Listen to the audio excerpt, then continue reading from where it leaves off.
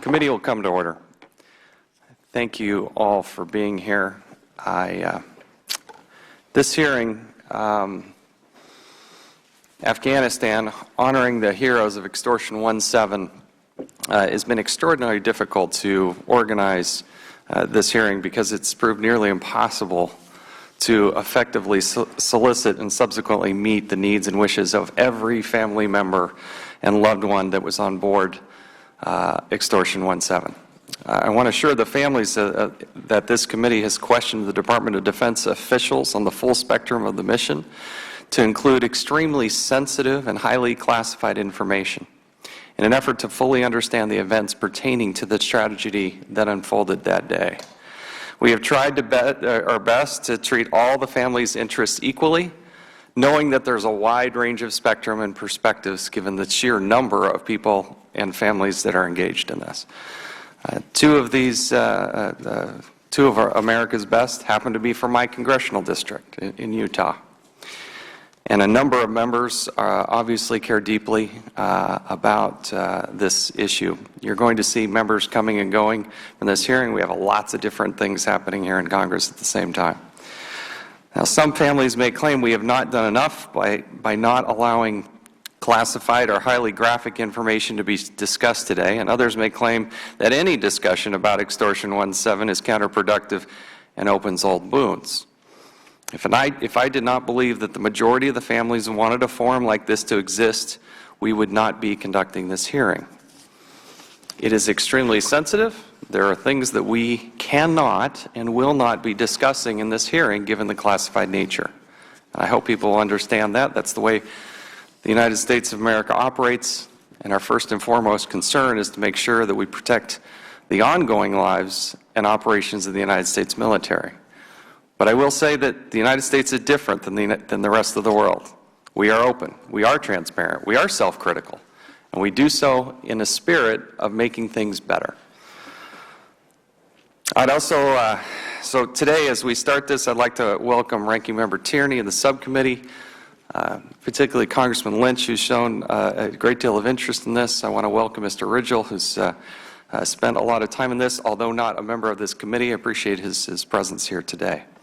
On August 6th of 2011, Taliban insurgents killed 30 American servicemen, including 17 Navy SEALs, making it the largest single-day loss of life in naval special warfare history, and the largest single-day loss of life during the war in Afghanistan. The events that unfolded that night are commonly referred to as Extortion 1-7, which is the call sign for the helicopter transporting the special operations personnel. We are here today at the request of many of the families of the fallen heroes aboard Extortion 1-7 to obtain answers to their questions where answers can be found. This hearing also serves to honor the 30 American servicemen aboard Extortion 1-7 and their families. I've traveled to Afghanistan numerous times, visited with the servicemen and women there, and have nothing but the greatest respect and admiration that are serving our country. Over the course of many months, the committee has had an open and ongoing dialogue with many of the families and servicemen, families of the servicemen aboard Extortion 1-7, in an effort to find answers to many of the outstanding questions regarding Extortion 1-7, some concerning the operation, others regarding post-mortem events. We have welcomed the families to communicate their thoughts and concerns with the committee. In addition to attending a funeral of one of the servicemen aboard Extortion 1-7, I personally met with some of the families of the 30 servicemen to hear their concerns and listen carefully to what questions they had about the tragic event. I offer my deepest condolences to all the families who've lost a loved one as a result of this incredibly tragic event. My heart also goes out to the bigger, broader military family and community because I know how much they care about their colleagues and friends and people that they serve with. It is important as a nation we not forget the service of all the men and women who serve this country. They've served us in the past, they're serving us now, and they will serve us in the future. In advance of this hearing, the committee staff has invited and encouraged families to submit written testimony for the record and to pass on some of their questions that may be directed to the Department of Defense by members of Congress. There is an order and a process to this, which I'm proud to help facilitate. Because the committee takes the concerns of families with great sincerity, for more than 8 months we've been reviewing the facts surrounding Extortion 1-7. The committee has performed an extensive review of almost 2,000 pages of unclassified material related to Extortion 17. The committee has also met with independent sources with direct and indirect knowledge of the facts surrounding Extortion 17.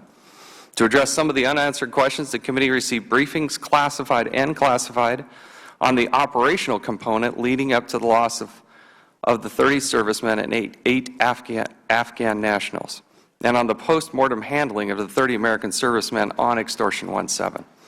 I'd like to take a moment to thank the Department of Defense for their cooperation with the subcommittee in providing answers to many of the questions I have asked and others have asked of the Department.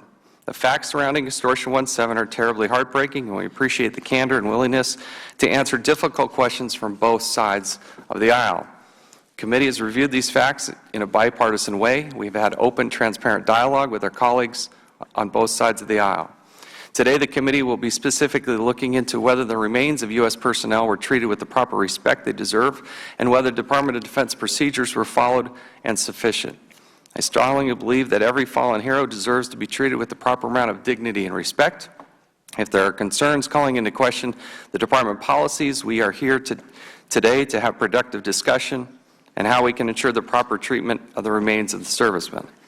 I'd like to emphasize it is the intent of the subcommittee to obtain all the available information about the events following the crash of Extortion 17, dispel potential myths, and to learn from the events so we can ensure that proper reforms are implemented. I want to take a moment to recognize the dedication of our loyal servicemen to this country. They maintain the security and the bedrock of our principles. In this vein, I'm greatly saddened that 1,795 U.S. military personnel have given their lives to serve in Afghanistan since September 11, 2001, and 19,665 have been wounded in action during that same time frame. We must pay respect to those men and women and their families and thank them for their service. I personally believe as a community, as a nation, we can do more to help and support and recognize and honor them. At that same time, I want to commend the witnesses, three of which are dressed in uniform, and 2 retired officers for their service to this country, and thank them for appearing before the subcommittee on a very difficult topic. Their heart's in the right place, having met with them and chatted with them. They serve our nation. We honor them, and we thank you for in attending what is obviously a very difficult topic. But we appreciate your service, and we thank you for being here today.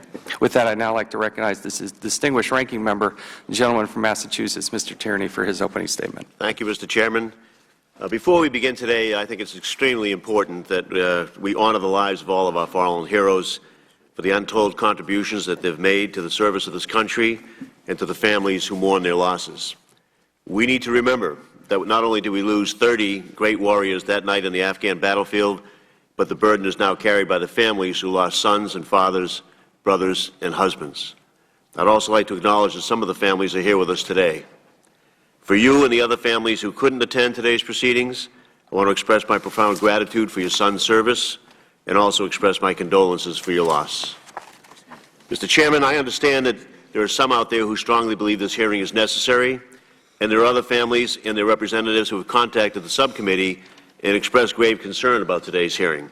They've asked for privacy and they seek closure. So I realize that some have more questions about what happened. We should acknowledge that not all of the families affected with this tragedy support these proceedings. And I have confidence, Mr. Chairman, that you'll make all efforts to conduct today's discussion with both dignity and fairness. I think it's also important to acknowledge that earlier this week, senior officials from the Pentagon provided an extensive briefing to members and staff where many questions were asked and answered about the topics that we may not be able to discuss at today's hearing. We also received an unclassified briefing last week on some of the post-operations concerns that you do intend to discuss today.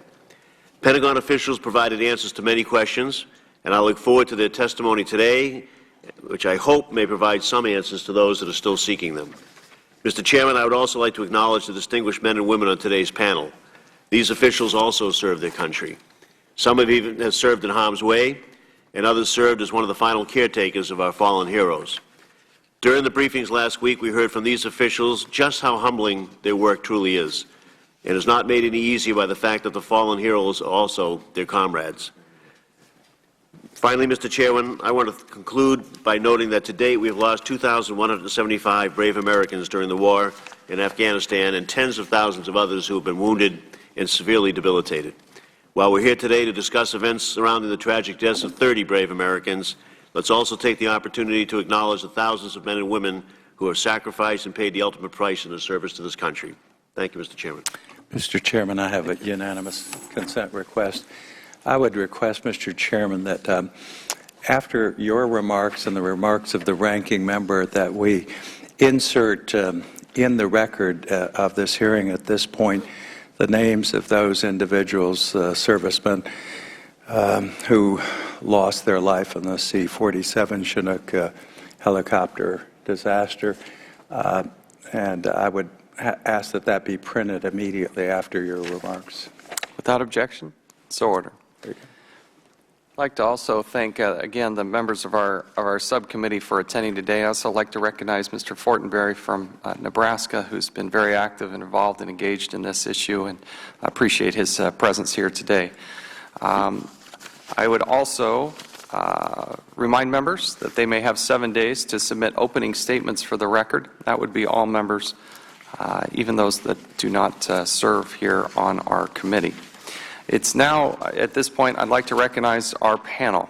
And we have members representing the Pentagon, and we have Mr. Gary P. Reed, who is the Principal Deputy Assistant Secretary of Defense for Special Operations and Low Intensity Conflict at the United States Department of Defense. Ms. Deborah Skillman is the Director of Casualty and Mortuary Affairs at the United States Department of Defense. We have Colonel John DeVilliers, my apologies, is the Commander of Air Force Mortuary Affairs Operations at the United States Department of Defense. Colonel Kirk Brown is the Director of Army Casualty and Mortuary Affairs at the Mortuary Affairs Operations Center at the United States Department of Defense. And we have Commander Aaron Brodsky, is the Director of Navy Casualty Services at the United States Department of Defense. Pursuant to committee rules, all witnesses will be sworn before they testify. If you please rise and raise your right hands. Do you solemnly swear or affirm that the testimony you're about to give will be the truth, the whole truth, and nothing but the truth? Thank you. You may be seated. Let the record reflect that the witnesses all answered in the affirmative. As we have discussed with the Department of Defense, I want our audience, and particularly the families, to know that there are some limitations and things that we can discuss. As I've mentioned, there are certain classified information, certain things about the actual operation itself that we cannot and will not, in a non-classified setting, discuss. That is for the safety and security of the ongoing operations of our U.S. military. It is imperative that we do this so that we do not allow insurgents and other enemies of the United States of America to gain an operational advantage. We will adhere to that. I will assure you that as representatives, that we have had classified briefings, and if we have to have additional classified briefings, we will, so members can ask the questions. The Department of Defense and the witnesses here today understand this. While we have 5 witnesses here today, I believe we're going to have 3 opening statements. So we're going to give great liberty to the fact that some of these have been combined, and I believe we're going to start first with Mr. Reed.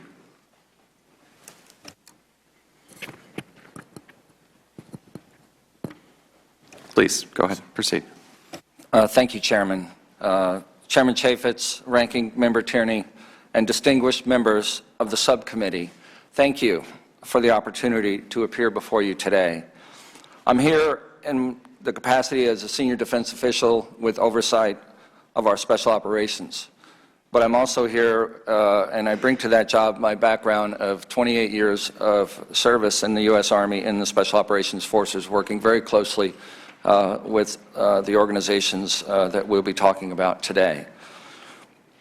I'm joined by a team of civilian and military subject matter experts to honor the fallen of Extortion 17 and to answer your questions. The downing of Extortion 17 was a catastrophic and unprecedented tragedy for our nation. As you indicated, Chairman, sadly, since 2001, there have been 1,795 U.S. military personnel killed in action in Afghanistan. Any loss of our warriors is a grim reminder of the tragedies of war, the violence of combat action, and the perilous lives our forces live each day in defense of our nation and our values. Our sadness for their loss, however, cannot be compared to the pain and anguish of our Gold Star families, some of whom are here today. Their sacrifices cannot be measured, and their losses can never be replaced. We are deeply humbled to be in their presence and hope our testimony can answer their questions and in some small measure hope to bring them an additional amount of comfort. Above all, we are here to pay respect to our fallen heroes and pay tribute to their ultimate sacrifice and honor their service. Again, Chairman, as you indicated, on August 5th, 2011, the brave men of Extortion 17 embarked on an important mission, as they had done so many times before. They were part of a highly capable task force that had conducted more than 2,800 operations in Afghanistan in the previous 12 months, using tactics and methods proven in over 10 years of combat against the Taliban and al-Qaeda in Afghanistan. Tragically, as Extortion 17 was nearing its landing zone, Taliban fighters, hidden in a building, fired 2 or 3 rocket-propelled grenades at close range, leaving the pilot no chance to perform evasive maneuvers. One rocket struck a rotor blade, causing the aircraft to crash almost instantly. The recovery operation commenced immediately and lasted 4 days. All of the fallen were recovered within hours, and ultimately nearly all of the wreckage was recovered. Contrary to some unofficial statements, there was no flight data recorder, no so-called black box. This equipment is not standard on this aircraft. All of the fallen were taken to Bagram Air Base. A solemn memorial service marked the beginning of a dignified and respectful journey home for the brave men of Extortion 17. A U.S. military chaplain paid tribute to the fallen, as did both the commander of the U.S. task force and the Afghan Special Operations Unit involved in the crash. An investigation was launched immediately, completed within 30 days, and I'd just like to highlight some of the results and conclusions of that investigation. We believe our forces employed sound tactics in planning and executing their fateful mission. Their high-tempo operations pace over the previous months was essential to maintaining pressure on the enemy, and their success in past operations validated the effectiveness of their tactics. We believe the attachment of the Afghan soldiers enhances the potential for mission success. This specially selected group attached to our task force make invaluable additions to their capabilities, having superior knowledge of the operating environment, the cultural differences, and of course a native language capability. We do not believe the special operations variant of the Chinook and aircrew would have fared any differently than Extortion 17 on that night. There is no technology advantage inherent in the special operations model that would have protected it from the rocket that downed the aircraft. We recognize, however, that these helicopters are vulnerable to rocket-propelled grenades. Although there is currently no proven system to counter that particular weapon and that particular enemy tactic, in the 2.5 years since this tragic loss, we have fielded 24 different survivability and safety equipment upgrades on over 2,000 of our military aircraft, with the Chinook CH-47 receiving as many as 4 of these individual upgrades. And we continue our efforts with the support of Congress to fund the research and development to develop the countermeasures that we would need to protect against the RPG. But I have to say, no advances in technology or any change in the way we operate will bring back our fallen heroes or ease the pain of their loved ones. We honor their sacrifices by continuing to dedicate ourselves to defending the nation from attack, upholding our values as Americans, and remembering the families left behind. Through our enduring commitment to these Gold Star families, we will cherish the sacrifices of the fallen and keep them forever in our hearts. Chairman, Ranking Member, I stand ready to address your questions. Thank you very much. Thank you. Ms. Gilman. Chairman Chaffetz, Ranking Member Tierney, and distinguished members of the committee, I want to thank you for the opportunity to appear before you today to answer your questions regarding our assistance to surviving family members of these 30 brave heroes who were killed in action on August 6, 2011. I am the Program Manager for Casualty and Mortuary Affairs within the Office of the Secretary of Defense. In this capacity, I am responsible for providing uniform policies and procedures to the military departments for notifying and assisting the next of kin of service members who become a casualty. My office is also the focal point for the coordination of all matters related to our mortuary affairs programs. As a little background on myself, I am a retired Army colonel with over 12 years' experience working in this particular program. The department holds casualty and mortuary affairs program among our most solemn responsibilities to our service members, our surviving family members, and to our nation. A fundamental element of military culture and tradition is that we hold our fallen in the highest esteem, treat their remains with highest reverence, and provide their surviving family members the highest level of care and continued support. My office is responsible for promulgating casualty and mortuary affairs policies that reflect these core values. And we work in coordination with the service members and my colleagues that you see at the table here today, to ensure that the intent of our policies is reflected throughout all casualty and mortuary tasks and processes. If I could just take a moment about some of the testimony you will hear today and some common terminology that my colleagues will be using. We will be discussing the DD Form 93. This is the record of emergency data. And I want to note that the DD Form 93 is the voice of the service member upon his or her death. This form is completed by all service members at regular intervals during their military service and informs the casualty offices of whom the service member wishes to be notified in the event he or she becomes a casualty. The form also indicates whom the service member wishes to receive certain death benefits, and it allows the service member to designate the person authorized to direct disposition, or the PAD. It's worth noting that the service member can select anyone as the PAD, not necessarily a family member. And the PAD is the single person that the casualty office may take direction from regarding the disposition of the service member's remains. Before I pass it over to my colleague, Colonel Duvalier, sir, my colleagues in the Army and the Navy Casualty Office have also prepared a statement, and I request that they be allowed to provide that for the record. Again, I want to thank you for the opportunity to appear before you today, and it's my honor and my privilege to serve in this capacity, and I hope today we'll be able to address your concerns. Thank you, and thank you for your service and your caring, and of course we will enter that into the record. Colonel?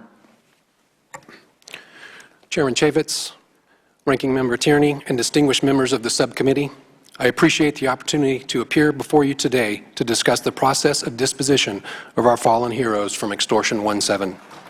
Since March 2012, I have had the honor and privilege to serve with some of the finest soldiers, sailors, airmen, Marines, and civilians who work behind the scenes providing dignity, honor, and respect to our nation's combat fallen, as well as care, service, and support to their families. While the Port Mortuary has been associated with Dover Air Force Base, Delaware since the 1950s, the organization I command was activated in early 2009 in response to Department of Defense-directed changes surrounding authorized family travel to Dover Air Force Base and media access to dignified transfer. My organization has both Air Force-specific roles along with being the lead service component for dignified transfers and effecting final disposition of our fallen as directed by the person authorized to direct disposition, the PAD. Since the implementation of policy changes in April 2009, Team Dover has welcomed home over 1,800 of our nation's fallen and supported over 8,700 of their families. The events surrounding the return of the fallen from Extortion 17 are seen as a watershed for our operation at Dover in terms of mass fatalities. Team Dover is supported well over 800 family, friends, and unit members, as well as more than 40 distinguished visitors desiring to pay their respects to these brave heroes.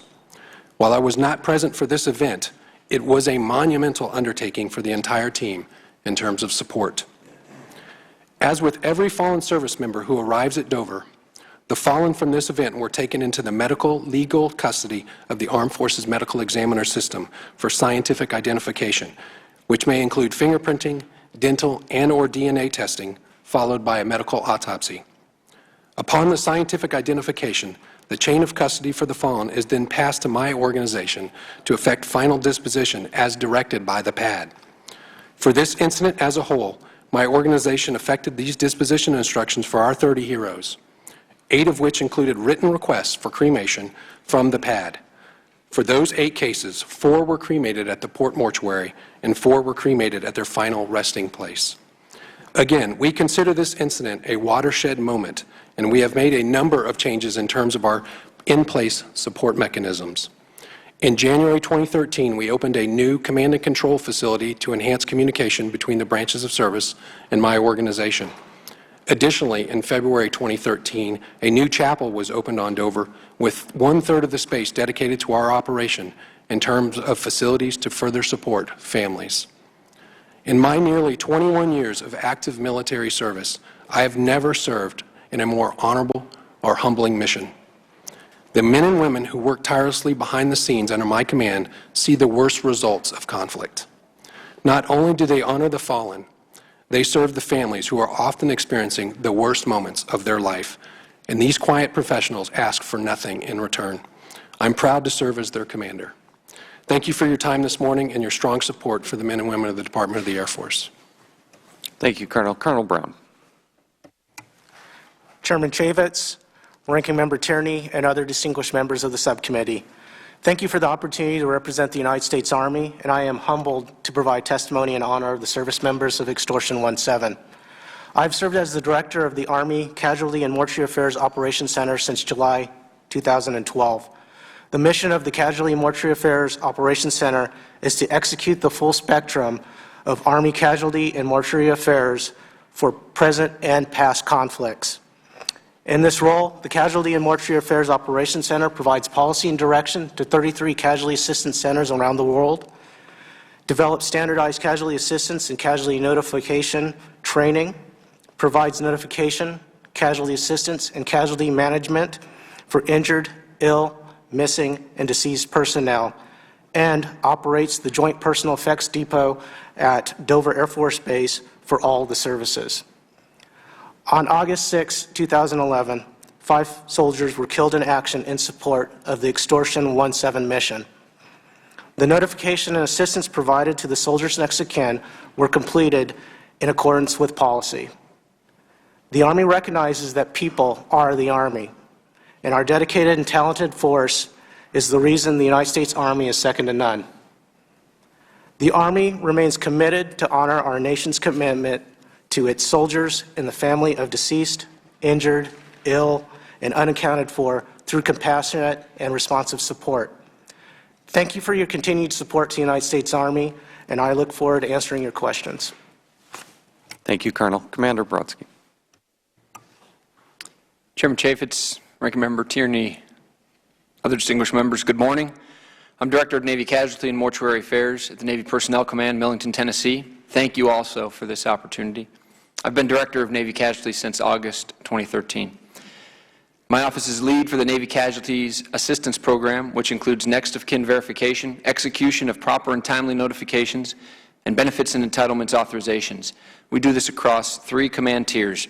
Navy Personnel Command, consisting of program management, entitlements execution, and casualty aftercare.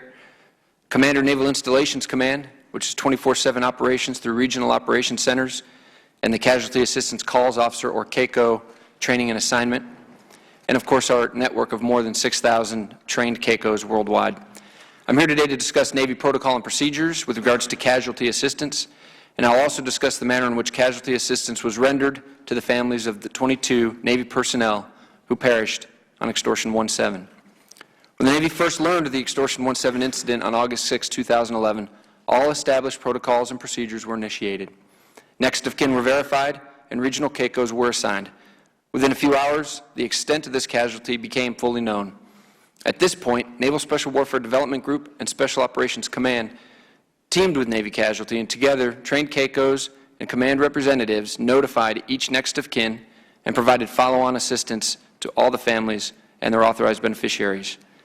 The special warfare community is unfortunately well-versed in casualty assistance, and within the first 24 hours, they established a casualty assistance and call center and created casualty teams for each family.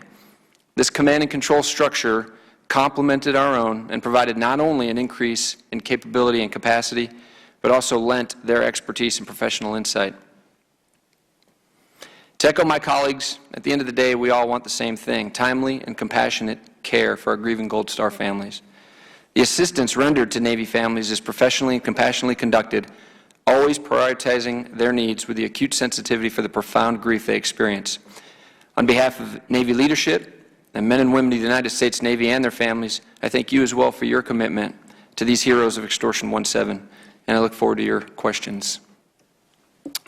Thank you, Commander. Appreciate it.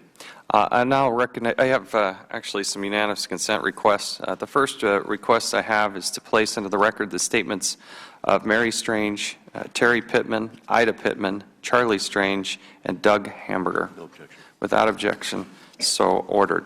I also ask unanimous consent to insert into the record DD Form 33 that was mentioned in part of the testimony, or 93, sorry, without objection? No objection. So ordered. I'll now recognize myself for 5 minutes. Mr. Reed, without touching into the classified information, what can you tell us about why this mission was happening and what they were trying to do, why they were engaged in this?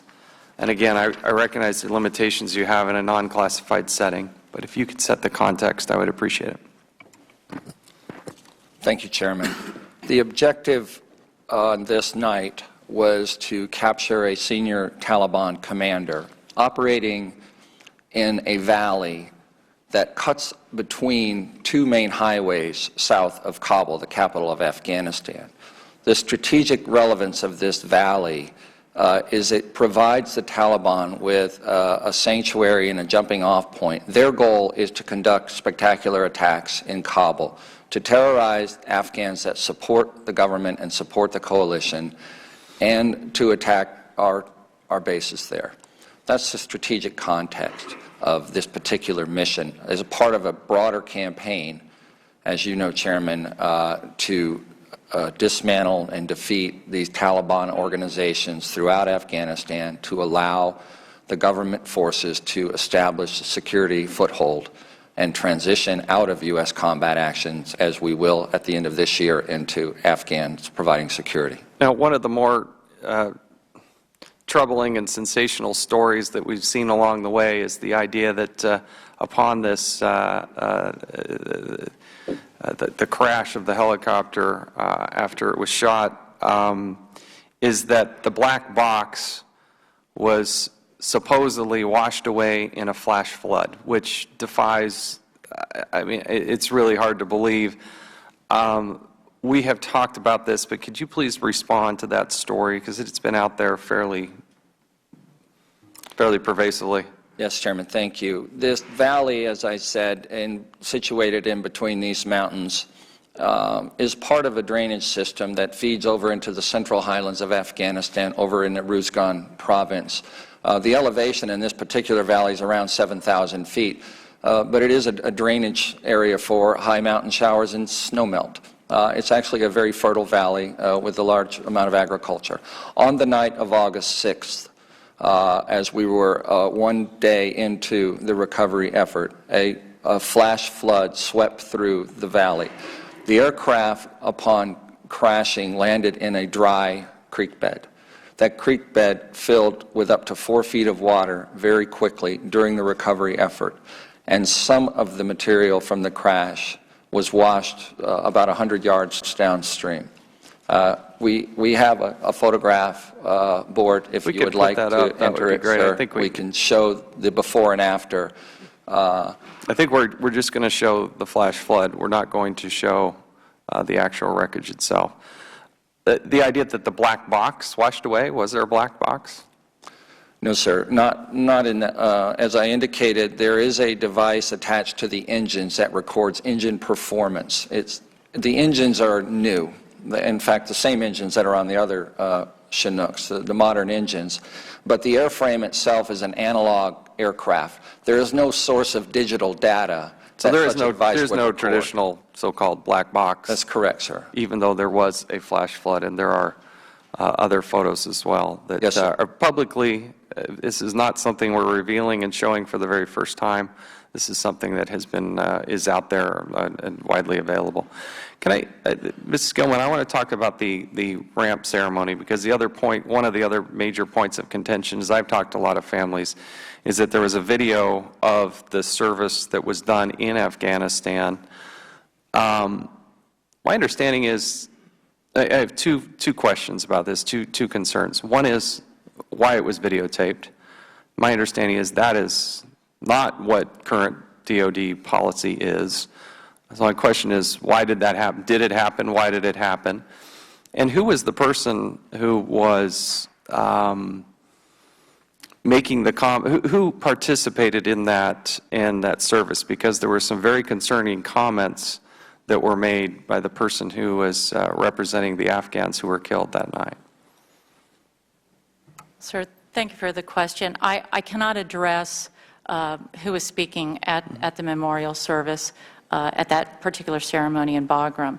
As we understand, the commanders conducted a memorial service, which is within policy. We expect our commanders to do that. And their interpretation of our policy was that the videotape was allowed.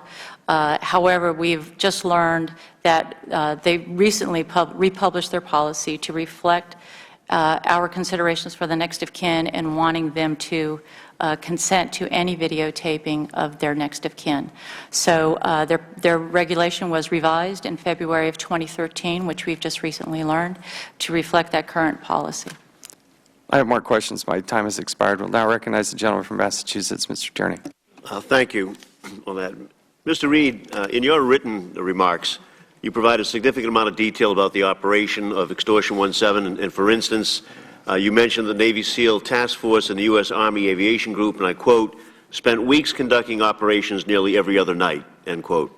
You stated the Afghan soldiers deployed with the American Special Forces, and I quote again, were an essential part of the package. They are trained to move with our forces to the target, and when tactical conditions allow, initiate operations by calling out enemy forces.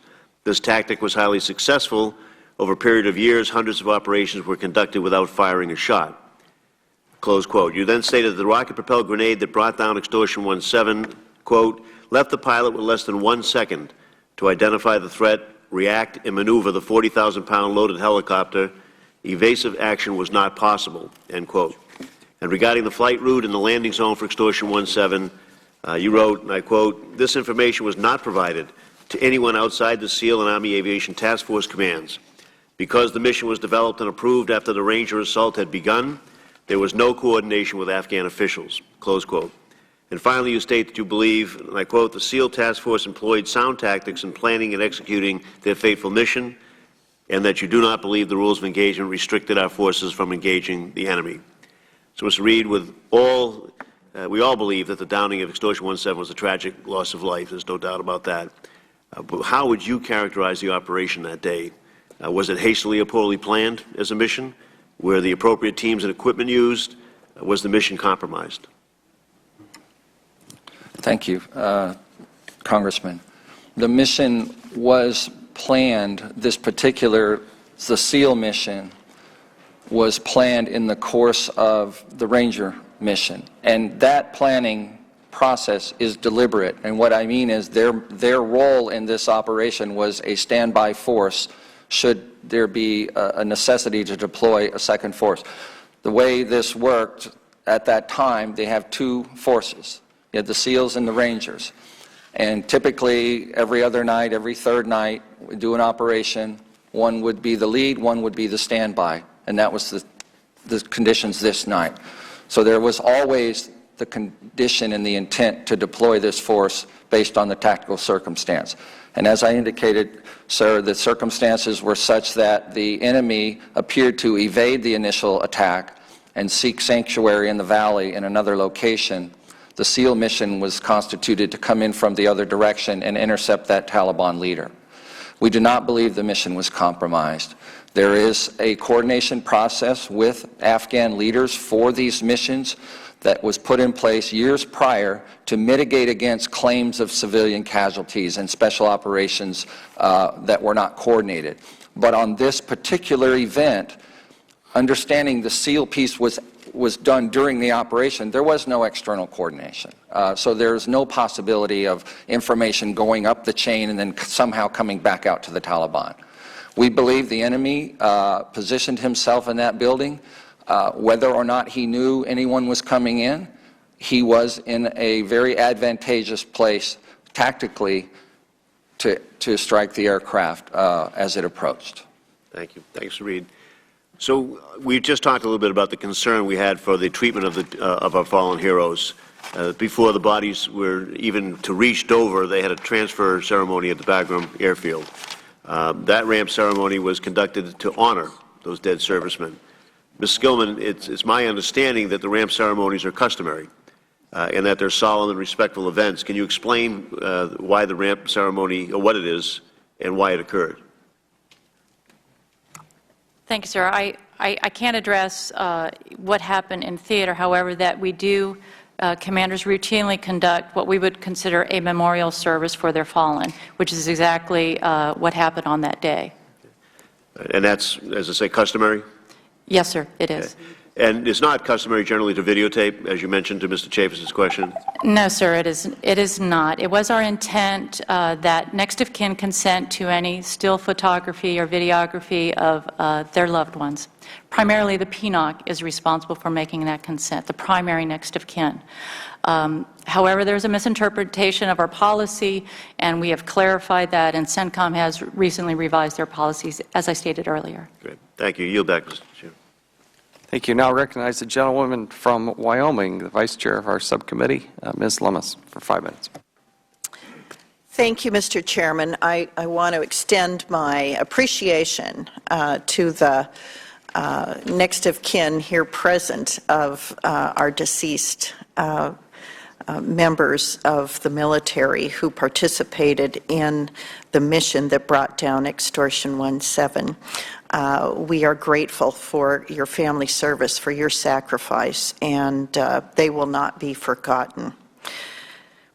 I also want to comment, Mr. Chairman, on an old 2009 HBO movie called Taking a Chance that was a documentary about a fallen Iraq veteran, a Marine by the name of Chance Phelps, and it illustrated the treatment that the military provides to our servicemen and women once they have been killed in action and their remains are being returned to their homes. Chance Phelps, who was the soldier who was killed and whose return to my home state of Wyoming is illustrated in that film, is someone whose parents I knew. My husband and Chance Phelps' father were high school friends, and I know his mother very well, and how proud we are that the manner in which he was treated was so well illustrated by the film, and how it accurately, we believe, depicted the manner in which and the respect with which his remains were treated by the military. So I want to commend the work of our military services with regard to their very dignified and appropriately respectful treatment of those who gave their last measure of human devotion. I also would like to follow that up with a question. This is for all witnesses. Did the department follow protocol and directions from the serviceman's person authorized to direct disposition of human remains in the case of Extortion 17? Colonel DeValier. Yes, ma'am. Thank you for that question. In all 30 cases, the written direction provided by the PAD was followed appropriately. And are these records available to reflect that for anyone who might wish to use the Freedom of Information Act to obtain that information? Ma'am, family members can certainly request that through FOIA, and they would be redacted according to the FOIA rules. Okay. Would anyone else care to offer perspective on that question? Thank you. What are some of the guidelines for reporting, recording, notifying, and assisting the next of kin whenever DoD casualties are sustained? Once again, I would direct that question to whoever wishes to answer. Ms. Gilman? Ma'am, thank you for that question. The services are directed to provide standardized training for their notification officers, their casualty assistance officers, and to provide proactive support to family members. They will have a dialogue with the family members that they are assisting, and they will proactively provide them with information regarding the circumstances surrounding the death as soon as it becomes available, and provide them regular updates. They will also assist them with the benefits, requesting reports of investigations, and then continued follow-on care. Did the department follow its policies in the case of the families of Extortion 17? Ma'am, from our records, there is all indication that each of the services followed the policies and procedures as prescribed by DoD. Also, for you, Ms. Gilman, how can we improve the policies to ensure that families receive all the casualty information to which they are legally entitled? Ma'am, thank you for that question. We are constantly improving our program, and it's through forums such as this, input from our family members, our veteran service organizations, our partner agencies such as the Department of Veterans Affairs, that we make continued improvements. Thank you. My time has expired. Thank the gentlewoman. Now recognize the gentlewoman from New York, Ms. Maloney, for 5 minutes. Thank you, Mr. Chairman and Mr. Ranking Member, and thank you to all of the panelists. And before I ask my question, I want to join with all of my colleagues and all the members on this panel to acknowledge the sacrifice made by the fallen heroes, as well as the families, some of whom are here today. And I would like to go back, if I could, to the questioning on the flight recorder, or the so-called black box. And I'd like to ask Mr. Reed, and thank you for your public service. My brother also served in the Special Forces with the Army, and we're very proud of the work of that division for our country. The Chairman, I believe you answered the questions from the Chairman that there was no black box. That's correct? That there was no black box? Yes, ma'am, that's correct. Well, I want to ask to clarify that. Do other CH-47Ds have a black box? No, ma'am. The aircraft is not a digital, does not have a suite of digital electronics. It has gauges, analog gauges. Those gauges do not provide you with the ability to withdraw, extract digital data that you could record. Mm-hmm.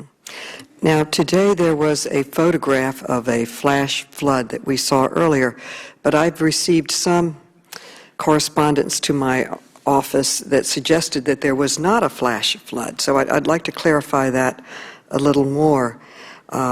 I understand that the plane, Extortion 17, crashed into a creek bed.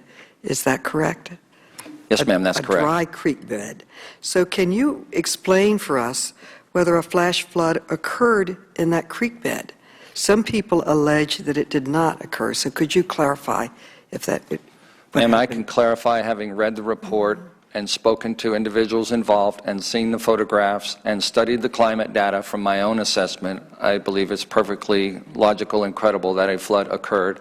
We had up to 140 people at that site over the period of 4 days, about 45 or 50 within an hour. We never left that site until everything was recovered. Multiple accounts and, again, photographs show the water in the creek that was not there on the first day. It happened on the night of the 6th of August, ma'am. So did the flash flood complicate the recovery? It halted the efforts temporarily because we had to move people to higher ground. But as these occur, even in our own desert Southwest area, they come very quickly without warning, and they recede often just as quickly. As you saw in the photo, though, there was still some residual water, but the majority of the wreckage had been recovered at that time. So it did complicate it. Do you think that going forward we should have black boxes on CH-47Ds? It's an older plane, I understand, but should we get a black box on them in the future? I know, I'm aware that the newer, I'm not an aviator, but I'm aware the newer platforms, as the digital platforms are fielded, that is a standard configuration. I'm also been told that it's not technically possible for the analog aircraft to replicate that. Okay, thank you very much. Thank you. And now recognize the gentleman from Florida, Mr. Micah, for 5 minutes. Thank you, Mr. Chairman. Mr. Reed, this is one of the greatest losses of life that we've had in any single incident.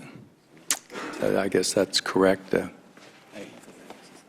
This is the largest loss in Afghanistan, sir. That's correct. Okay. What was used? Was it an MH-47, or is there a difference between a CH-47D or Chinook helicopter? What was used? The aircraft, Extortion 17, was a model of Chinook, the D model, the Delta model, CH-47. And this was a high-risk mission? The risk assessment for the mission profile overall, as a commander's risk assessment, was a high-risk mission, yes, sir. We put our men in equipment that couldn't be protected. I chaired aviation. We developed, we have equipment for commercial airliners that's available.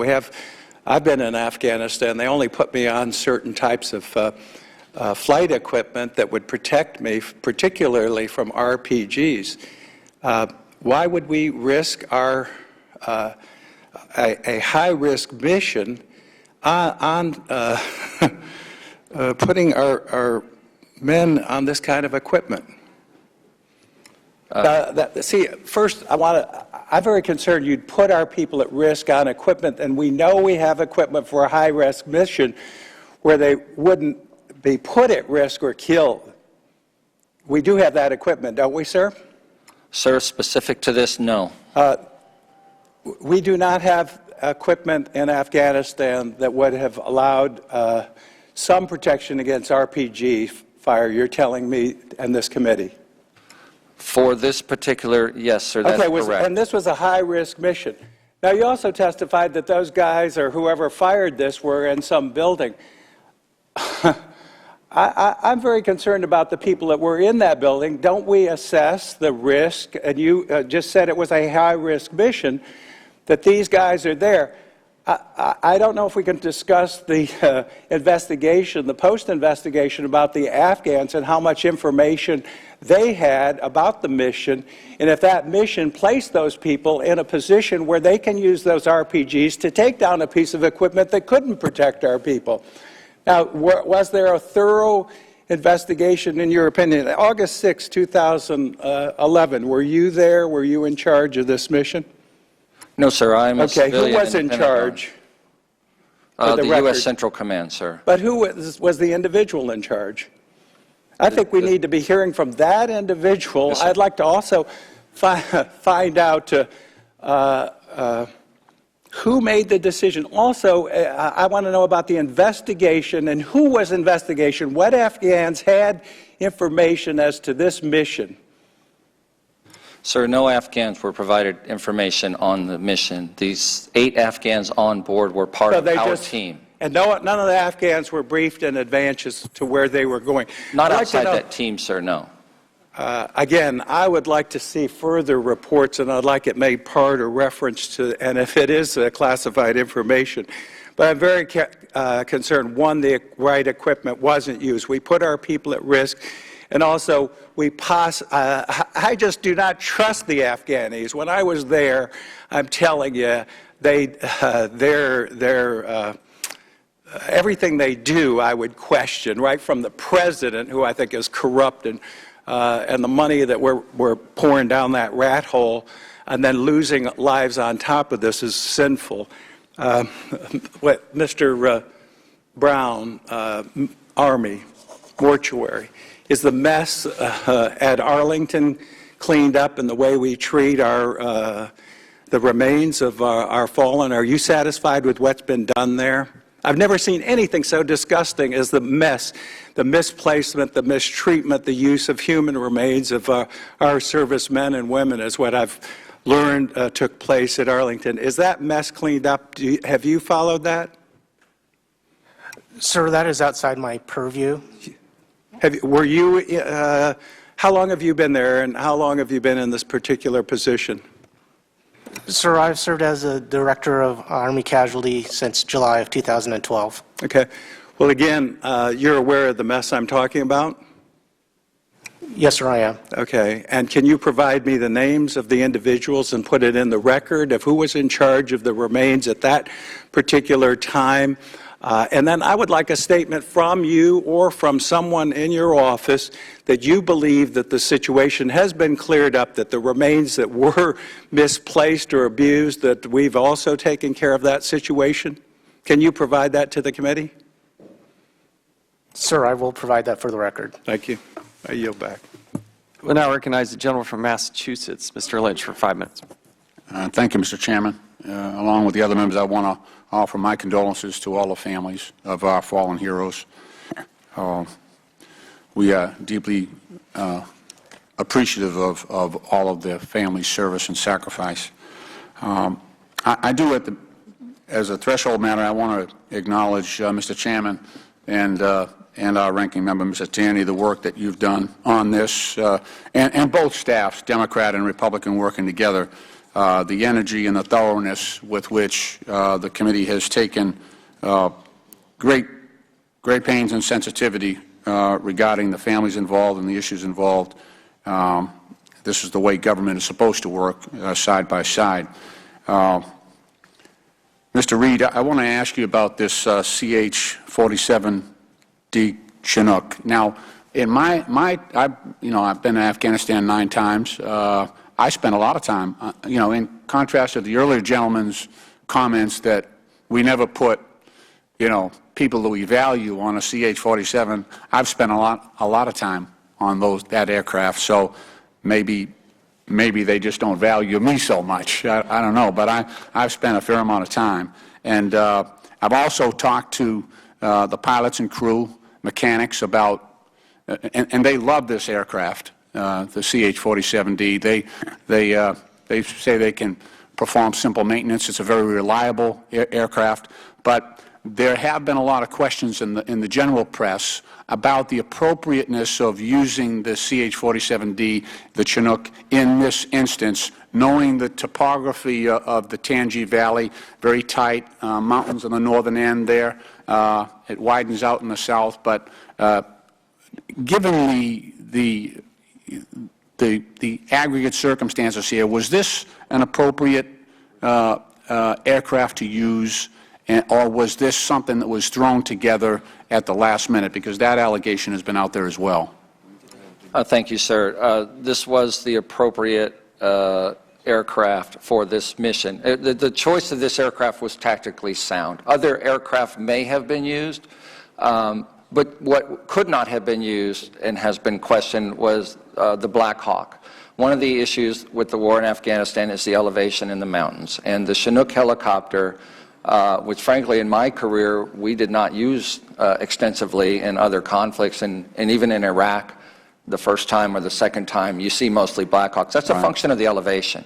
The Chinook, D-model Chinook, is the same engines as the Special Operations model. The distinction of the Special Operations models is the high technology terrain following navigation system and the in-flight refueling capability and the larger fuel tanks.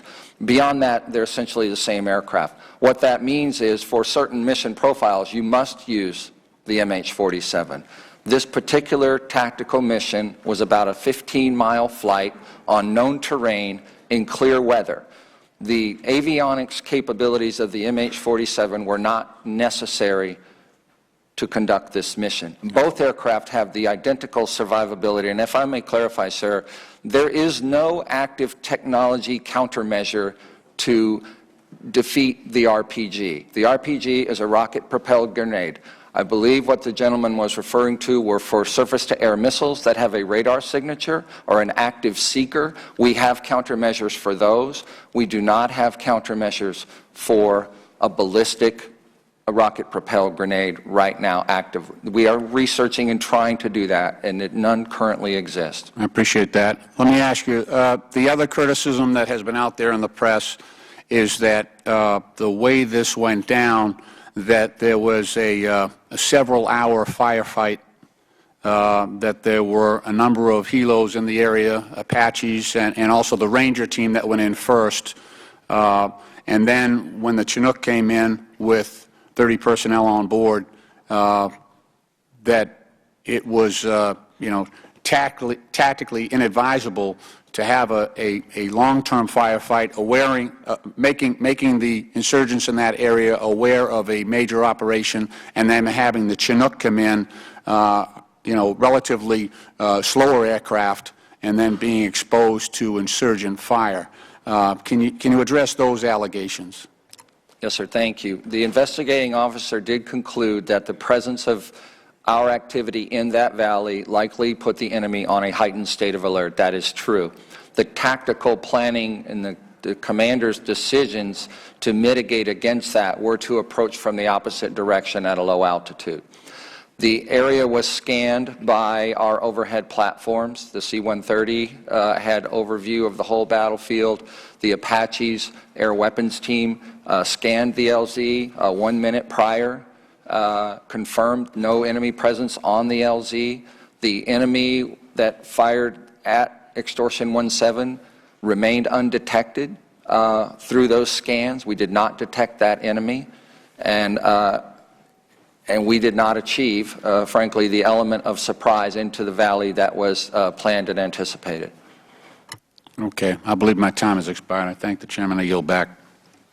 Thank you. Now recognize the gentlewoman from California, Ms. Spear. Mr. Chairman, thank you, and thank you to all of the members of the panel. And let me first say to the families who are here, we know how broken your hearts are, and we share, albeit at some distance, the same sense of loss that you do. And there is no way that we can make you whole again. And that is very difficult, I think, for all of us. And hopefully, through this hearing and others, we will at least have solace in knowing that we'll take steps to make sure that those who are serving our country in war zones have absolutely the best protection available. We can't foresee everything. That's why we have lost the men and women in battle that we have.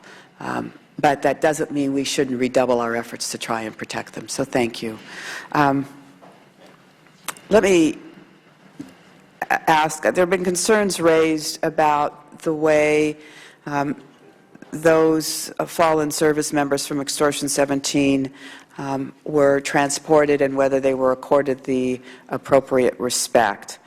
For instance, some have raised concerns about which flags were used to drape over the caskets of some of the fallen heroes during a ceremony at Bagram Airfield and again at the dignified transfer ceremony at Dover. Colonel, could you provide for us an understanding about the catastrophic nature of this crash that, from what I understand, made it impossible in some respects to distinguish Americans from Afghan dead? The identities of the remains of Extortion 17 service members were not known until after they were examined, my understanding is, by the medical examiner in Dover following the transfer ceremony. Is that right? Thank you, ma'am, for your question. That is correct. Given the trauma associated with this incident, all of the remains were brought to Dover as believed to be unknown, and until scientifically identified by the Armed Forces Medical Examiner, there was no way to positively identify these individuals. Is that the protocol that is always used and has always been used historically? Yes, ma'am. Until they are scientifically identified by the Armed Forces Medical Examiner, every remain that comes to Dover is believed to be. They can be visually recognized in certain instances, so every situation is different. This particular situation was an aircraft accident. It was very traumatic. In hindsight, would you have handled it any differently?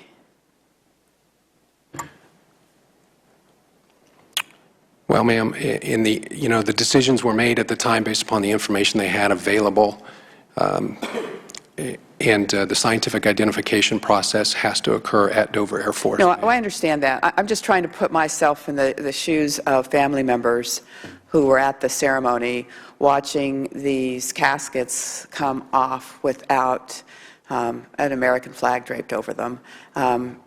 And I mean, arguably, maybe you would have the Afghan flag and the American flag.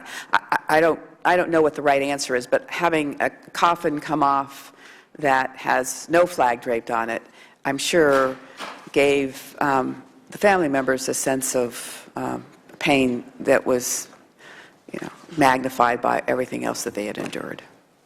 Ma'am, while I was not there at the time of the event, I can tell you that there was a lot of debate that occurred about this on how to properly provide dignity, honor, and respect to all of the members of Extortion 17. And there were different courses of action that were discussed with the leadership within the Office of Secretary of Defense.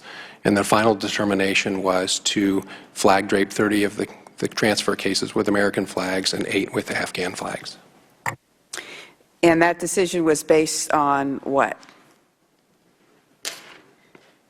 Ma'am, if I may respond to that question. Again, as Colonel Duvalier had stated, our leadership was presented with several courses of action. After we had discussed with our colleagues within the service casualty departments of how to best honor our military service members, the U.S. fallen, and also our coalition forces. Understanding that remains were en route to the United States, we had to make a decision rather quickly. Again, it was a catastrophic event, largest incident of number of fallen in one single incident in Afghanistan. So based off the courses of action consult with our military departments, OSD leadership decided that to best honor, we would be able to display the 30 transfer cases as best we could identify were carrying our U.S. service members, and 8 our coalition forces. I would also emphasize that in transport to the United States, all remains were under U.S. flag cover as per our policy if we cannot make the distinction. So en route on the aircraft, all 38 transfer cases were under U.S. flag cover. Jump. I realize my time has expired. Mr. Chairman, if you would just indulge me for one moment. I think it would just be helpful to all of us if you queried the family members as to how they perceived this, the return, and if they had would have any suggestions, just for future reference. I yield back. Thank you. We'll now recognize the gentlewoman from Illinois, Ms. Kelly, for 5 minutes. Thank you, Mr. Chair. I want to thank the witnesses for being here, and thank you for your service to our country, and to all the service folks in the audience, whether retired or not, and my condolences to the family. Ms. Skillman, you spoke about the person authorized to direct disposition, and I was just curious, is there special resources or tools that are given to the families or there for the families to help them through this time, or whoever the person is that has been appointed the PAD? Do you help them with their decision, or? Ma'am, we, a casualty assistance officer, and each of the service departments call their assistance officer different names, but we'll refer to them as assistance officers, are assigned to the designated person at the PAD, and they are provided information. We do not persuade, we don't make recommendations, we merely try to make sure that they have all the information available to them to help them in making a decision. They're provided with the options that are available to them and the amounts that are allowable under law to pay for any funeral expenses and what the government can provide for them. Okay, thank you, and I yield back. Thank you. Pursuant to committee rules, members of the committee,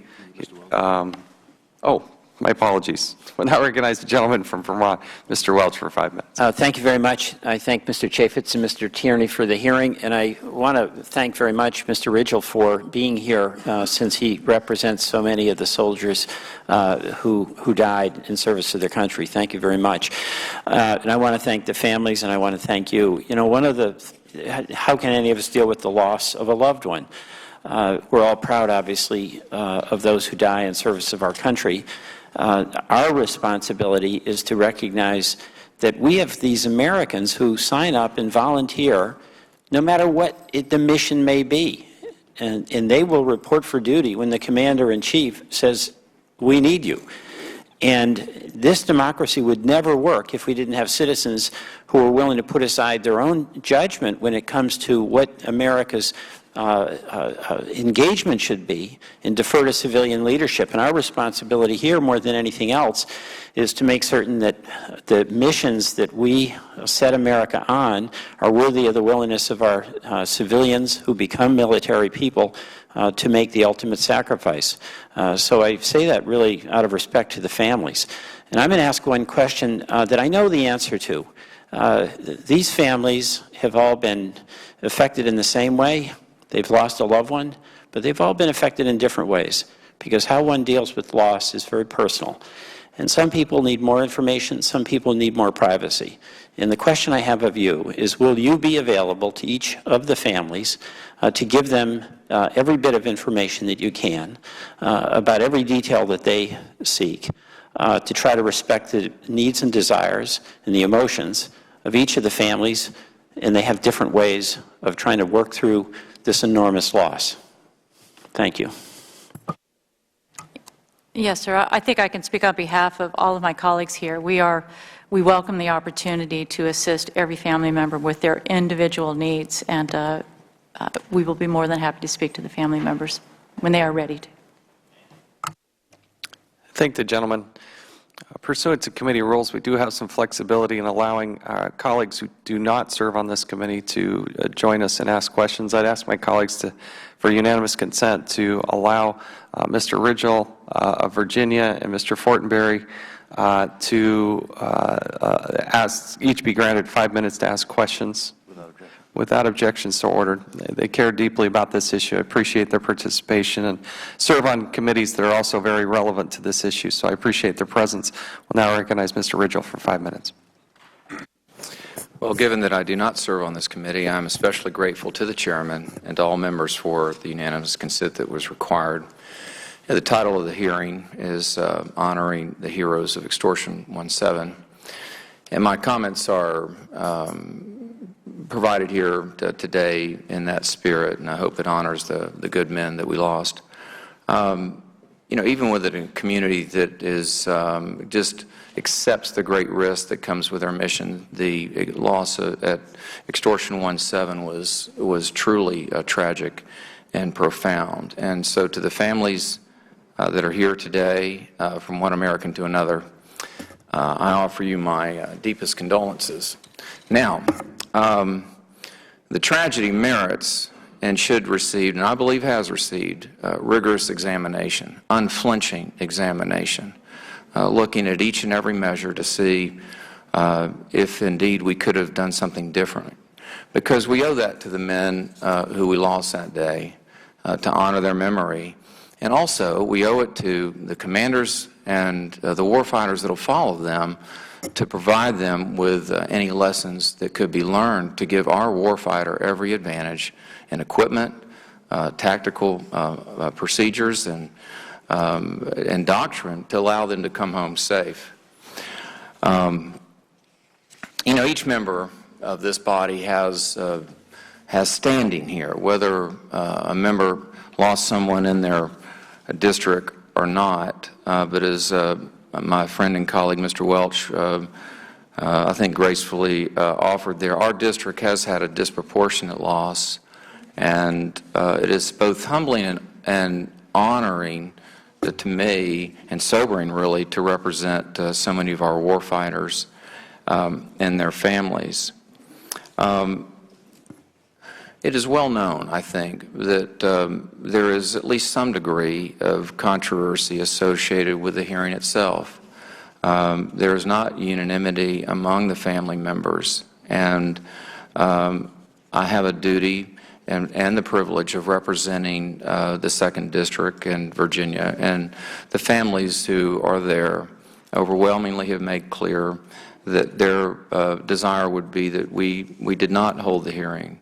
But I am especially grateful to the chairman and to all who have offered their remarks today that there is a deep level of respect, and our heartfelt condolences extend, of course, to each and every family. I have listened carefully to the testimony that's been offered here today. It's under oath. Each one of you, I believe, meets the high standard of an American patriot, and it's not a term that I offer casually. I deeply respect your service to our country. Mr. Reed, I think your own experience in particular and your intense investigation here is noteworthy. Do you have any question whatsoever, Mr. Reed, that there was no communication at all between Americans and Afghans that would have in any way jeopardized or compromised that mission? No, sir, I do not have any questions that information was provided. I know from those involved that this particular 1-7 mission was not coordinated externally. Is it your testimony here today that the aircraft that was selected for this operation was appropriate to the mission? Yes, sir. The testimony that I've heard, not only today, but the classified material itself, which of course we cannot go into, I do, and this is with deep respect for those who share or actually hold a different view, I find compelling. I would hope that in this hearing, the fact that it was held, that it can bring just perhaps a measure of closure on some of the technical issues that need to have been worked through, and I think indeed have. It's certainly to my satisfaction. So I thank all who are here today. I certainly thank all who have testified. I thank the chairman and all members of the committee for the opportunity to speak, and I yield back the remainder of my time. I thank the gentleman. Now recognize the gentleman from Nebraska, Mr. Fortenberry, for 5 minutes. Well, thank you, Chairman Chaffetz, for extending me the courtesy of being able to speak here, and members of the committee as well. I'm grateful for the opportunity to participate in this difficult moment for many of the families here, but those of you as well who attend to these families. This is difficult for all of us. And first, let me extend my heartfelt sympathies to all who have lost loved ones through this tragic incident, and also commend Mr. Ridgell for something that I think he put very well. I hope that the outcome of this committee provides some measure of closure for all of those who have suffered so grievously. In late summer of 2011, my office, I was notified that a young man from South Sioux City, Nebraska, had been killed. His name was John Duong Dara. John was a first-generation American. His parents had fled communism in Laos and come to the United States in 1975 to rebuild their lives. They're good Americans. And their son, after high school, like so many other Americans, right after 9/11, joined the Navy. This was his 5th tour of duty, and John had a specialty. He had an assault dog, a specialty with an assault dog, whose name was Bart, who happened to be on this helicopter as well and was also killed. The family was kind enough to ask me to speak at the memorial service there in South Sioux City. and then kind enough again, even though this is no longer in my congressional district because of the lines have changed, to invite me back on Memorial Day last year for the unveiling of a statue of John and his dog Bart at the park there in South Sioux City. Now, those of you who are in the military and those of you who have lost a loved one, to know that all of your loved ones are honored in a particular special way, but to know John's story as well, and to have seen what I saw, the outpouring of support from that little small community there along the Missouri River called South Sioux City, should be uplifting to all of us as Americans. I did only have one brief question, and it's a sensitive issue, but I would like to get a little bit more clarity on it. You mentioned the memorial service that took place immediately after the incident. Were there insulting remarks made by an Afghan cleric there? Thank you, Congressman. The 3 people spoke at the ceremony that you're asking about. We call it it's a memorial service. The troops call it a ramp ceremony. We make a distinction in policy between ceremonies and services, but they call it a ramp ceremony. And they've been doing them the whole war. And it's an important, and if I may, I'll get to that. The question was asked earlier about why we do that. The troops are in the battlefield, and they're continuing the fight. They don't come back to see their loved comrades off. So that's their farewell. They are filmed, and they're filmed for the purpose of providing those to the families. They're filmed by that organization at the commander's discretion at that time within policy. As you heard, the policy has been changed by CENTCOM in 2013.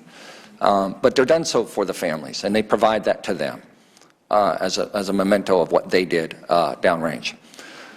3 people spoke. The commander of our Special Operations Task Force, a U.S. military chaplain, and the 3rd gentleman, that get to your question, is an Afghan. He's a colonel. He's the commander of the Afghan unit that we work with. He's been working with us in a very trusted, close, and cooperative way for several years. I believe now, he's still there. It started, I believe, in 2009.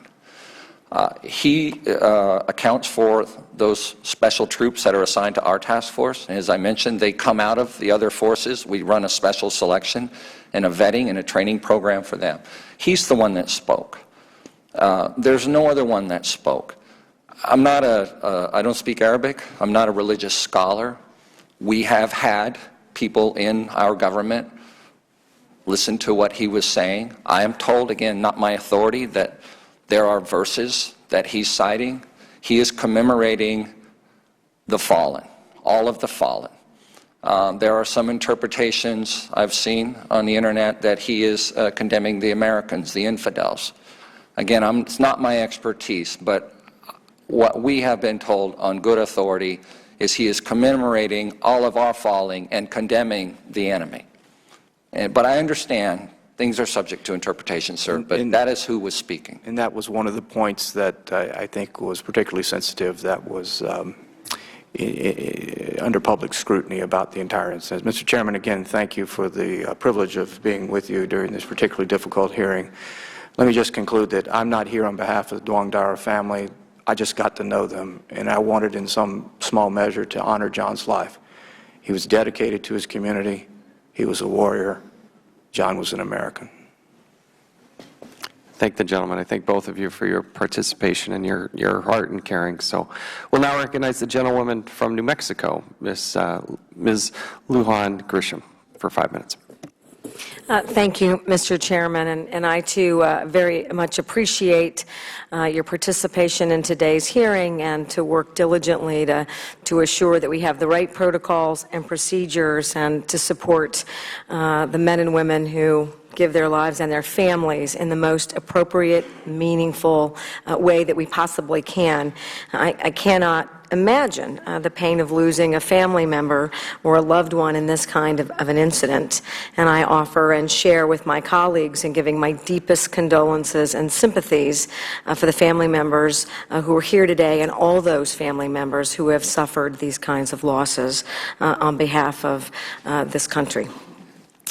And I also agree that the Department of Defense has an obligation to do absolutely everything that it possibly can do to be open, transparent, comforting, supportive, and to do that at the highest possible level to the family members and every family member who has had suffer through the loss of a loved one.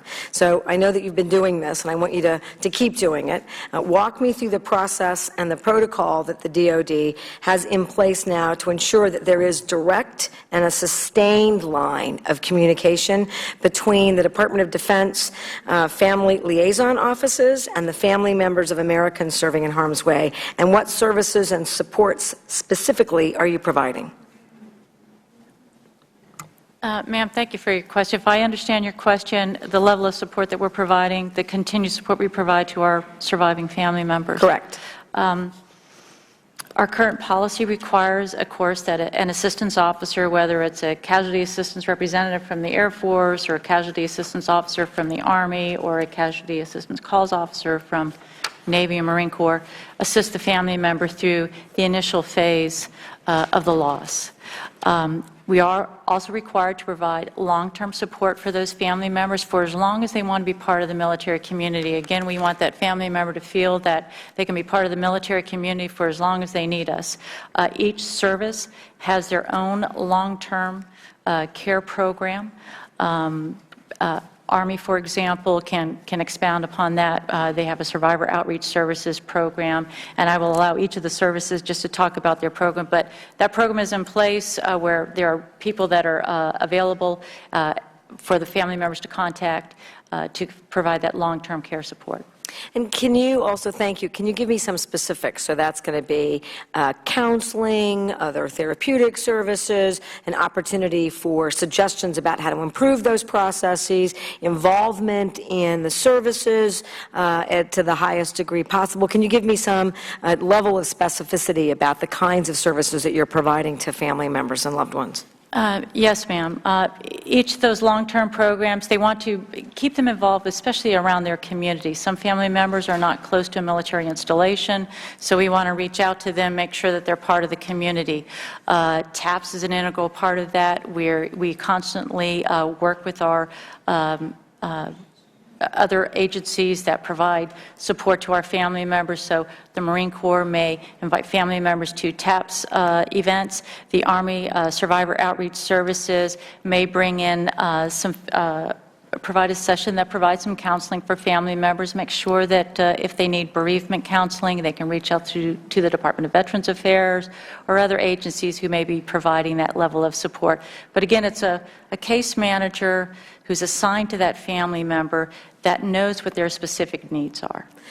And given that each one of these tragedies is very difficult to accept, we want to absolutely evaluate it in the context of mitigating for the future, but also supporting men and women and, again, the family members who suffer these kinds of tragedies.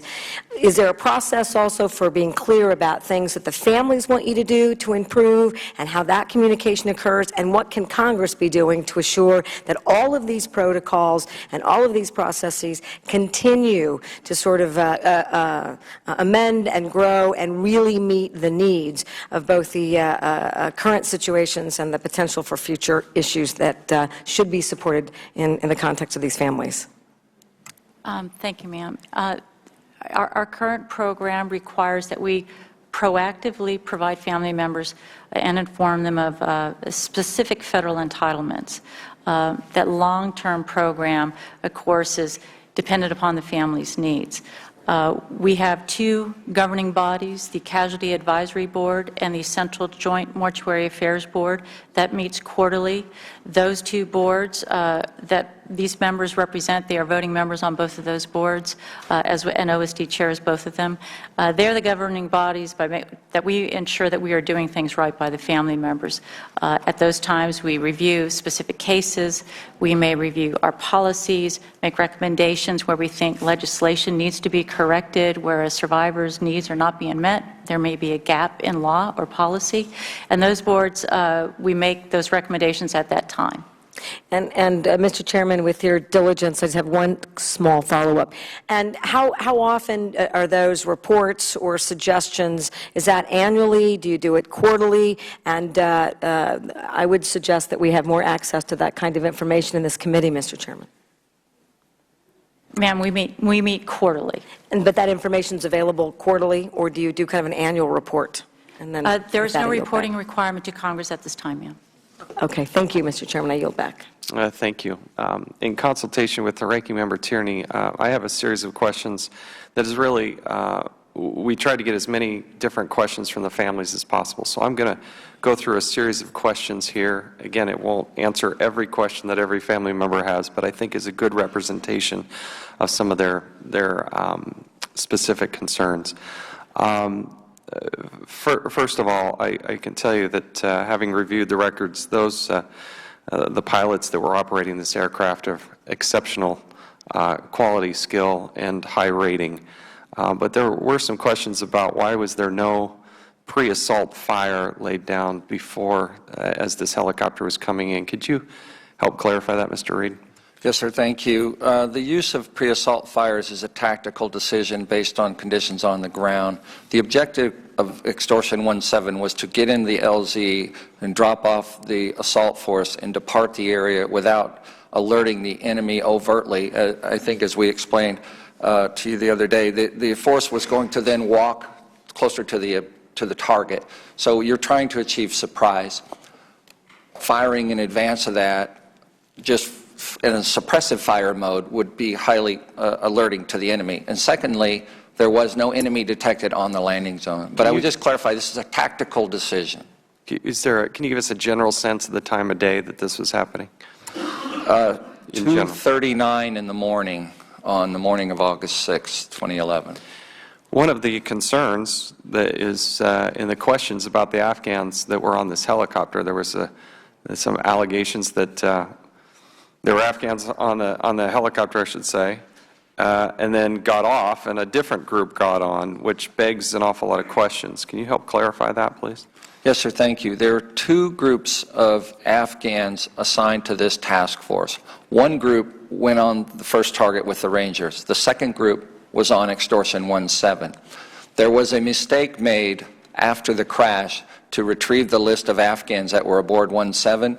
The list that was provided was for the other squad that was with the Rangers. This created this confusion and led to some speculation that there was a switching out of the actual forces. That is not the case, sir. Why were there Afghans on the plane, and what kind of experience did we have with these people, or I keep saying plane, on the helicopter? What kind of experience did we have? How many times or missions have they done in the past? Was this a new group? Can you provide some context there, please? Yes, sir. This group of Afghans we refer to as our partnered unit, and they have been aligned with our assault forces since going back to 2009. The purpose of these forces is to facilitate actions on the objective, primarily by speaking with and dealing with the enemy and the civilians on the target, because they speak the language and they know the culture. As was mentioned earlier, the majority of these missions, since we started doing this, result in what we call a tactical call-out, saying we're out here, come out. And 80% of the missions, therefore, because of this capability, are accomplished without any shots being fired. So it greatly enhances our safety. That is why they were there. How they got there is through a very long and extensive training cycle that lasts about 7 months.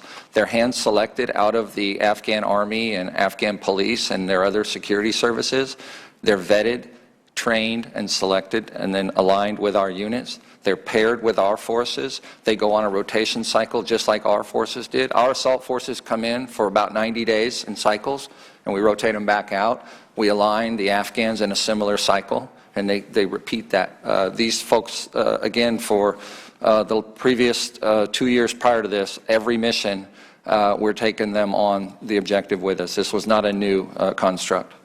My understanding is that General Colt conducted part of this this review, and one of the questions is why it appears there were no Afghans that were interviewed. Why not?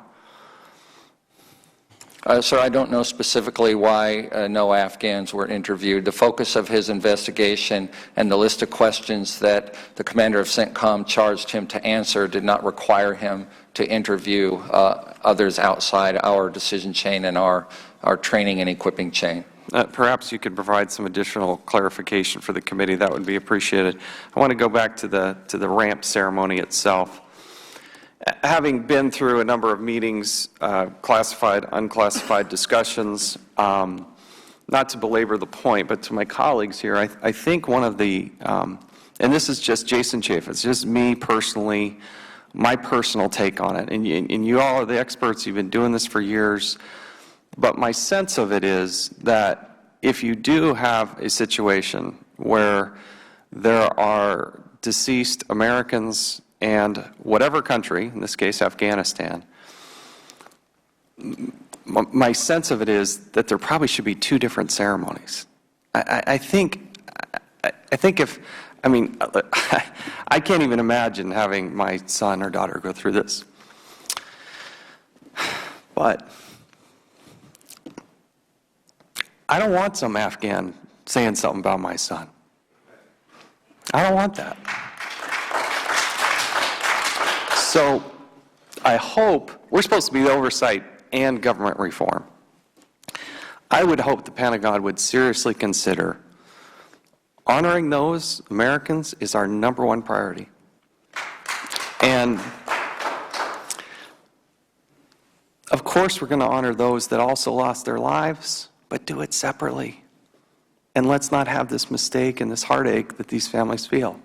That's my suggestion. And Ms. Gilman, I need you or one of the others to help explain, clarify, just how is it that we can lay a tombstone and then have to go back and change it? And in some cases, I think it happened 3 times. Can you shed some light on this? And you're a very committed, patriotic person. It's not all on her shoulders. To the families and members here, she's the brave one who's sitting here helping us. But this is very hard for a family to go through. Can you please shed some light on this? Yes, sir. The group interment, I believe, is what we're referring to here, is that group headstone that's at Arlington National Cemetery. Per our current policy, we may decide if there are remains that cannot be identified to a single individual, that we may have a group interment of those at a specific place. Arlington is picked pretty regularly, and then a headstone is placed on that location. Normally, we list the names of the deceased. There are some challenges in this particular case because of our coalition forces. And we struggled with how we would appropriately label that headstone. And in deference to the family members, we should have given them the opportunity to review our suggestions. And I think that is something that we can look at before we ever put another headstone on a group interment, of conferring with the family members of how they would like that to be done. I appreciate it. I have one more topic, and then if any members have additional questions. You know, the people out there who are paying attention and care about Extortion 1.7, they didn't just make this thing up about a black box being washed away. That wasn't just something that somebody made up out of the blue. There is some reason to believe that I'm not sure what his rank is, but the commander essentially on the ground made note of the fact that they were looking for this black box, and they couldn't find the fact of a black box. And again, you're telling us, Mr. Reed, that these helicopters aren't even equipped with them, but how is it the commander wouldn't know that?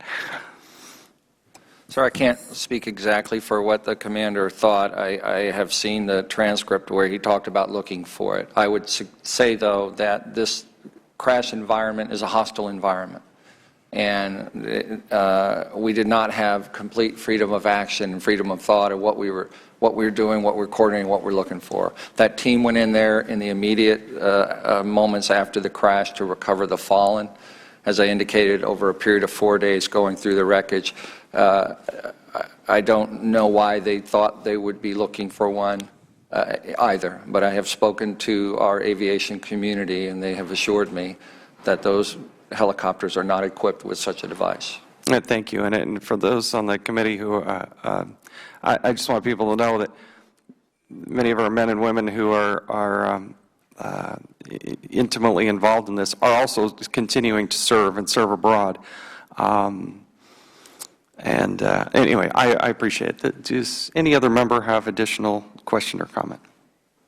Gentlewoman from Wyoming. Mr. Chairman, I simply want to comment that I'm proud of the work you have done as chairman on this. It's apparent that you went through this record exhaustively, and that you took to heart the concerns that certain family members have. I recognize that there are other families who may have felt differently about the appropriateness of this hearing, but I just want to commend you and thank you for your diligent regard for the families who did have concerns, so they would have an opportunity today to hear you ask the questions that they have had on their minds and hearts. And I just want to thank you, Mr. Chairman. I think you've done a very commendable thing. Oh, thank you. We recognize the gentleman from Massachusetts, Mr. Terry. Thank you. Well, I want to just add my comments that I hope that the families that had concerns and questions have now felt that they've had an opportunity to hear fairly broadly answers to those concerns, and that they're going to be heard going forward, and attention will be paid to their continuing concerns and questions. But I want to address our panelists here today. I think nothing that I have read or heard would indicate that any of you proceeded, or any of those under your commands have proceeded with anything but the best of intentions and caring and concern for their colleagues with whom they either work directly or indirectly, or at least empathize with because of their shared commitment to this country and to each other. And I commend all of you also for diligently going about your investigations and your review in the same manner, and also the willingness to learn where the learning is appropriate on that. And thank you for your service and for the way that you have represented your country well. Thank you. Thank you. As we conclude here, I want to first thank the 5 people that are sitting here before us. You have a tough assignment, but probably one of the most important assignments. It is a great opportunity, and I know you all feel that. I've chatted with you previously.